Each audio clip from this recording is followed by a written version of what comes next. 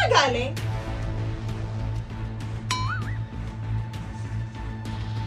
Alam mo ba kung anong oras na? Uwi ba na yung matinong lalaki? Ha? 10 minuto na lang, oh. Alas 12 na. Umaga na naman. Bang! Gabi-gabi ka na yata ganyan. Anong oras na? Tignan mo na, magtulog na ako, oh. Hilo ka. Di ka tayo magkatrabaho. Kalalabas ko lang ng trabaho. Ay! Para sa pamilyang ito. Ay! Oo nga pala. Sorry. Kumain ka na ba? Pag-ahain na lang kita. Kain ka. Gutom na ako. Gusto mo?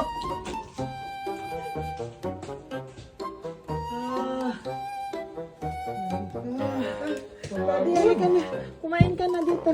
Halika na. Ang speaker ng tahanan. Upo ka na.